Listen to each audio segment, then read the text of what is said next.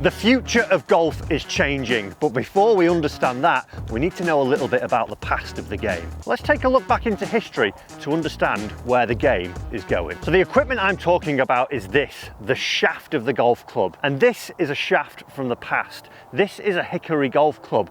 And when golf started, and some historians will leave it to argument with those, say golf started round about the 1400s in St Andrews. And it was at that point, hickory wasn't even used. Ash and cinder was actually used to make the shaft of the golf club and the head of the golf club. But it wasn't until about the 1800s where hickory was actually introduced into golf clubs to use as a shaft material.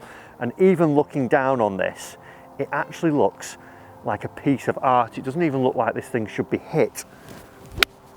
Oh, what a totally different sound and feel you get from the hickories. And for hundreds and hundreds of years, golfers played across the globe using hickory golf clubs. We saw the introduction of steel in the head of the golf club, but hickory remained the shaft option of choice. The reason that hickory was chosen as a shaft option was because it was light, it was tough, and it wasn't too flexible. So when actually playing golf with it, you would find that the shafts weren't breaking too much. They weren't overly heavy. They were actually to a point where they felt like you could generate some clubhead speed.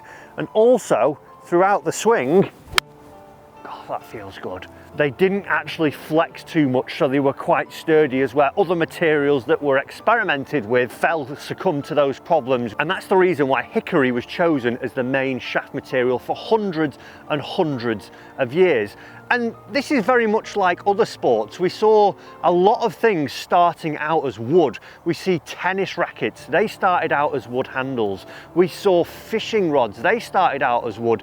Even if we think to the car industry, some of the first cars are actually a wooden body, a wooden piece of material that was actually the car. But then a change came along. Now, if we fast forward in time to the late 1800s, this is where we see the change come, and that is when steel started to appear in golf shafts. But it took a long time for steel actually to get adopted as the main shaft material, because even in 1893, a gentleman by the name of Thomas Horsburgh made the first steel shaft, but he actually couldn't garner any interest, and people carried on using the hickory clubs that we've just seen now. Fast forward even further, we get to 1910, and a gentleman by the name of Mr. Knight introduced another steel shaft. But the problem with steel at the time was that it was heavy. It was generally steel rods that were used. They were too inflexible, and they just weren't the alternative to hickory that everyone thought that they were going to be. And also, the inclusion of steel in a golf club wasn't a popular choice by the governing bodies. The USGA and the R&A wouldn't make these clubs legal for a long time. We then fast forward to 1915, and there was potentially a solution for the steel shaft problem. A gentleman by the name of Mr. Washington invented a shaft called the Whistler, and it got its name because there was holes drilled throughout the steel rod to create little holes that would allow for weight to be taken out of the shaft. But the problem was that when it was swung, it created a whistle-like effect, which in turn didn't garner much interest, again, from people switching from steel to hickory. And as we've seen, steel has been very, very popular since 1929, when True Temper actually came with the first steel shaft that was a full-on tube. It came with a seamless stepped shaft that we've seen now for many, many years. True Temper being probably a stalwart of steel shafts that we see in the professional tours worldwide. And when you actually get steel and when you think of an iron in a golf club, that's what you tend to think of. And this is actually my first set of golf clubs from when I started the game 19 years ago, and lo and behold, it's got a steel shaft in there. And thinking back to 1929 and talking about popularity of shafts, it wasn't until then that the R&A actually allowed steel shafts to be used in competition, because a certain Prince of Wales adopted a set, and then they made the change to make the clubs legal. But steel is what we all know and what we generally all use in our irons. Gosh, that takes me back to the old days of these clubs. They feel good. So it's been nearly 100 years that steel shafts have been adopted in irons, and they are the common choice of lots and lots of golfers worldwide. And even when we think of walking into a golf shop, we will generally always see steel in the iron department. And that's because we know how it performs. It's consistent. We know the weights of it. We know the flex of it. And also it's very cheap to manufacture and put into golf clubs, so it can keep the cost of the golf clubs down. But it wasn't until 1970 where we saw the emergence of what could be the future from a gentleman named Frank Shakespeare when he designed the graphite shaft. Graphite has commonly been used in woods, but could we now see that it could be the future of irons? There's a problem with that though. People's perception, and a lot of people have strange thoughts about it when we think about putting iron into graphite shafts. Graphite shafts, I think for the drivers, for the woods, for the hybrids, they definitely serve a purpose. You know, you're going to be swinging them faster, so I suppose that'll work better for irons. Hello, Matthew. Interesting question, this. I believe that it's one of perception more than anything. So I think a lot of people believe and perceive that having graphite shafts within your iron clubs will give you a disadvantage. It will give you less control. It will give you less stability. I actually have had a hit of them before. Very solid strike in them. I felt like I wasn't digging a load of turf up. They actually felt quite nice. They sounded nice as well. Graphite shafts, especially in irons, 3 pros, 3 cons. Faster to swing, they're lighter in general, that's the main bonus of them. Shock absorbing as well, so you're not going to get as much vibrations up the hand, especially for a lot of guys that potentially have arthritis in their hands, highly recommend. And they're more versatile. Manufacturers can do more with a graphite shaft in terms of the way they layer it to kind of suit that certain swing preferences. Most people have accepted that having a graphite shaft, a carbon shaft within a metal wood is absolutely fine, and everybody can see the benefits that come from this. So I personally don't have any issues with sticking a carbon shaft in an iron. I think the technology has moved on to the point now where it's going to become more accepted and people will start to see those advantages come through. Historically, graphite shafts were used for golfers that really struggled to get the ball airborne or didn't have enough swing speed to create enough distance. Nowadays though, with the enhancements of technology, graphite shafts could be used in a complete beginner golfer all the way up to a tour pro, because the enhancements of weight, flex, kick point, torque has been absolutely huge, so we could slot any golfer into a graphite shaft that's perfect for them. I think the only thing that would be stopping me would be the price potentially. That would be my only concern, that they might be really expensive compared to, you know, your sort of stock shafts you get in your irons. The one major downfall I find with graphite shafts though is the price. You could be looking at anything from $300 to $500 more for a set of irons over steel. So you've got to make sure those gains are well worth it.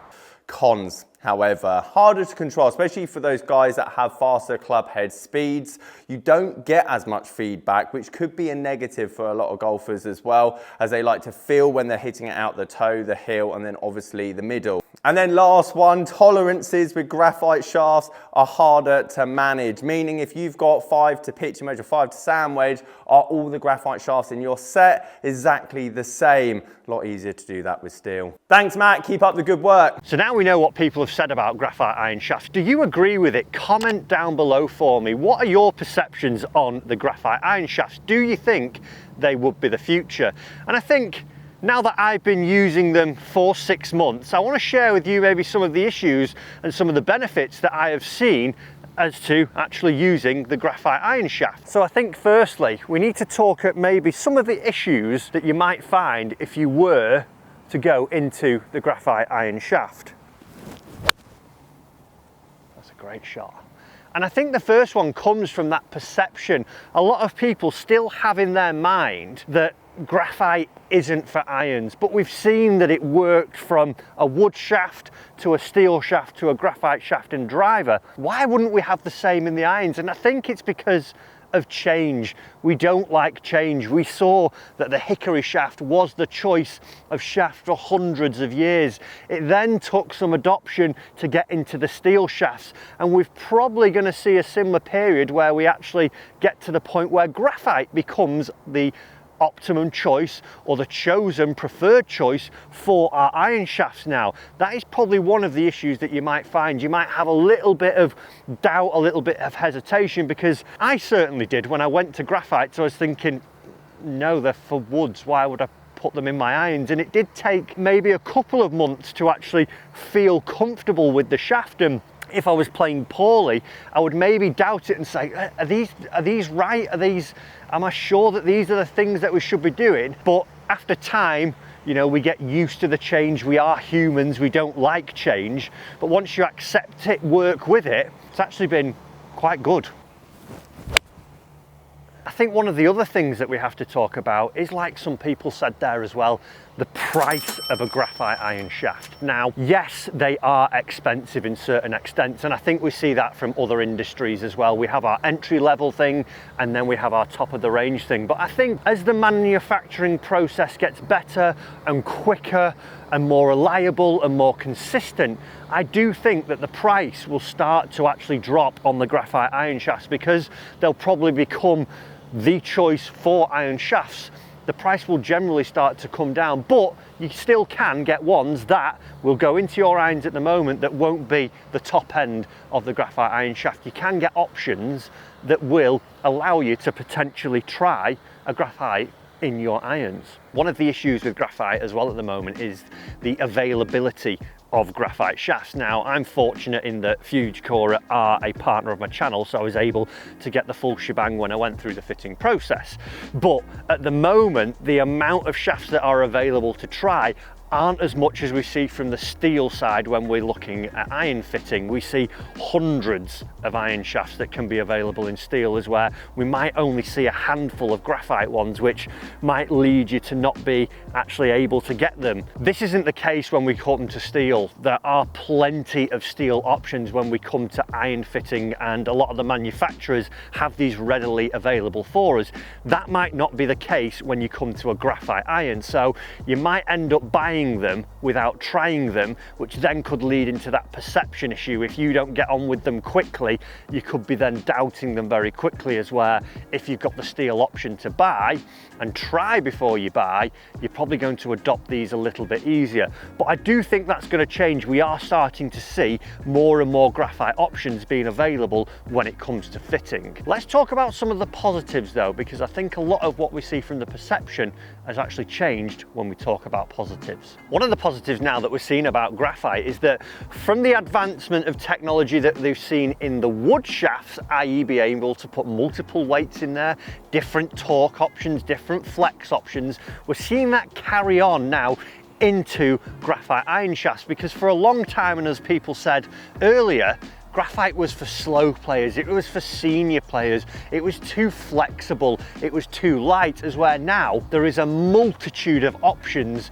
that you can get, and you can actually tailor them a lot finer than what you could do with a steel shaft. So even with mine, I used to have 130 gram steel shafts, and then if you were thinking that I was going into graphite shafts, you probably would have thought, oh, 90 grams, is where my iron shafts now are actually 125 grams, which is what we're seeing pretty much from most extra stiff steel shafts, which is one positive that we've really seen happen in the graphite market. Another positive from that is that you're able to get a graphite shaft that pretty much performs exactly like a steel shaft, but can actually be a little bit more consistent, which again was probably one of the main cries from graphite shafts earlier. They weren't as consistent, but we've seen consistency now in wood shafts, and it's now coming into the iron shaft. So one of the big things that I've seen is actually my performance change. For the last 5 rounds when I had my steel shafts in 2002, I saw that from 50 to 100 yards, my proximity was 42 feet to the hole. And from 125 yards to 225 yards, I found that it was 55 feet on average. I've then taken since I've had my graphite shaft, 5 of my last rounds then, because I actually ended up changing my wedge shafts because I'd actually made them too light. I've now had them refitted and gone to 125 grams in my wedges to match my irons. That was one of the probably the problems I saw. I thought, I'll get them lighter so I could get more spin, which I did see, but I probably went too light, which I was lucky to change them out. And I've now seen my proximity had really got a lot tighter, especially with my wedges. I've seen that it's dropped down to 24 feet on average from 50 to 100 yards. And from the 125 to 225, it has dropped only slightly, only down to 53 feet.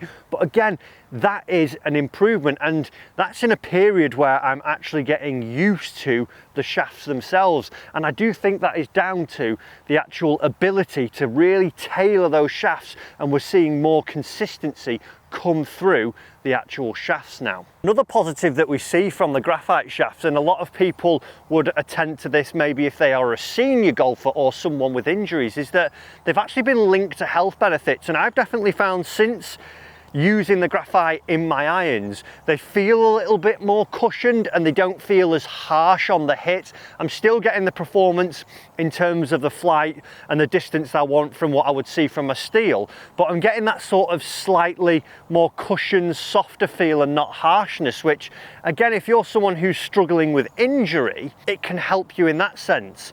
So we've got a lot of positives that come from now having the graphite shaft, being able to get some consistency in them, get multitudes of options, being able to see that actually my performance has come down with these, and then actually getting some health benefits as well.